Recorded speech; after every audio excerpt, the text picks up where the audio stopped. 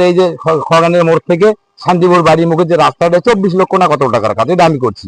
সাধারণ মানুষের মধ্যে এরকম প্রশ্ন যে ওনাকে আমরা প্রতিনিধি বানিয়েছি, উনি সেই কাজে সময় না দিয়ে উনি ভিডিও বানানো নিয়ে ব্যস্ত। এই বিষয়ে আপনি কি বলতে চান?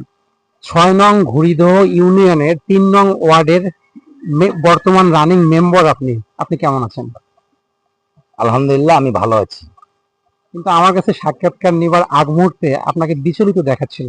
যদিও বা আপনার পার্সোনাল বিষয়ে প্রশ্ন করতে চাচ্ছি না, তারপরে যদি সংক্ষেপে বলতেন যে এমনটি কেন? না, বিচিন্তিত না, আমি ইউনিয়ন পরিষদে গেছিলাম। ওখানে গ্রাম আদালত হয়, তো ইউনিয়নের বিচার হয়। সেখানে যে ওয়ার্ডের বিচার হবে সেই ওয়ার্ডের ইউপি সদস্যকে থাকতে হয়, তো উপস্থিত থাকা লাগে। আমি ইউনিয়ন পরিষদ থেকে আসলাম, বৃষ্টির কারণে দৌড়ে এসে উঠছি, ঘরের মধ্যে কাপড়ই খুলিনি। এর মধ্যে আপনার আছে, এই জন্য একটি রং লাগছে। সম্প্রতি আপনার ওয়ার্ডের, আপনি যে একজন মেম্বার, ওয়ার্ডে আপনাকে নিয়ে আলোচনা কিংবা সমালোচনা যাই বলি না কেন, সেটি হচ্ছে আপনি সোশ্যাল মিডিয়ায় নিয়মিতভাবে রিলস ভিডিও কিংবা বিভিন্ন টাইপের ভিডিও আপলোড করে যাচ্ছেন। আমি যে ভিডিওগুলো দেই সেটা তো অল্প সময়ের মধ্যে তৈরি করি। আমার যে কাজ, যেগুলো আমার যে দায়িত্ব গভর্নমেন্ট দিয়েছে, আমি যথাযথ সেটা পালন করি। করার পরে হয়তো গোসল করার আগে দৌড় একটা ভিডিও বানাই, যে সুযোগটা পাই যখন, তখন এই ভিডিওগুলো বানাই। আপনাকে ফোনে পাচ্ছে না, আপনাকে যত সময় কাজে পাচ্ছে না, কিন্তু আপনি সবসময় ভিডিও বানানো নিয়ে ব্যস্ত। আপনি কি কাজ ফাঁকি দিয়ে, মানে আপনি যে একজন প্রতিনিধি, জনগণের সেবা না করে আপনাকে নিয়মিত ভিডিও বানিয়ে যাচ্ছে, এই বিষয়ে যদি কিছু বলবেন? না, এটা যে বলছে হয়তো বা আমার সম্পর্কে সে জানা না, ভুল বলছে। আমি আমার যথাযথ আমার দায়িত্ব পালন করি। এই আপনি আপনার স্থান থেকে যথাযথ দায়িত্ব পালন করে এর ফাঁকে আমি ভিডিও বানাই। আচ্ছা, ভিডিওগুলো বানাই আমার ভালো লাগার থেকে। আমার হলো অনেকদিন আগে আমার একটা মোটরসাইকেল অ্যাক্সিডেন্ট হয়েছিল, আমার ঘরের হাড়গুলো ফেটে গেছিল, তারপরে মাথার মধ্যে 54টা সিলে হয়েছিল। নিউরো সায়েন্সের ডক্টর বলছে আপনি একটু আনন্দ করে থাকলে ভালো থাকবেন। তার কারণে আমি ভিডিওগুলো বানাই ভালো লাগার থেকে, এবং মানুষ আমাকে ভালোবাসে, সবাই সবাই অনেক ভালোবাসে, যার জন্য ভিডিওগুলো বানাই। আমি কাজের ফাঁকে সুযোগ বুঝে এটা আমি করি। কাজে যে ফাঁকি দিয়ে আমার দায়িত্বের অবহেলা করে যে করা, এটা আমি করি না।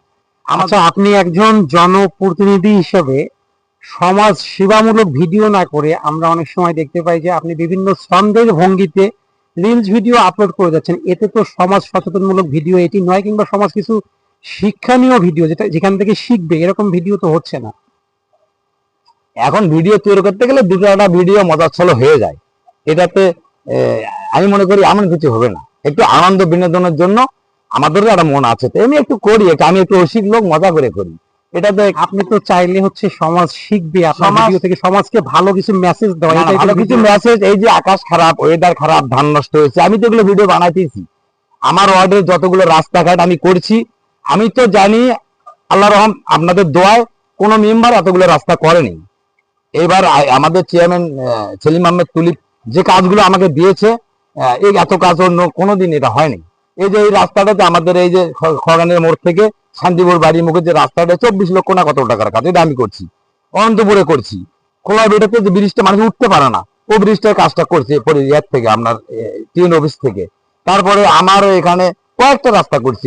আমি যতগুলো কাজ করছি আলহামদুলিল্লাহ অনেক কাজ করছি, আর যে কয়েকদিন আসছি ইনশাল্লাহ আরো অনেক কাজ করবো ইনশাল্লাহ।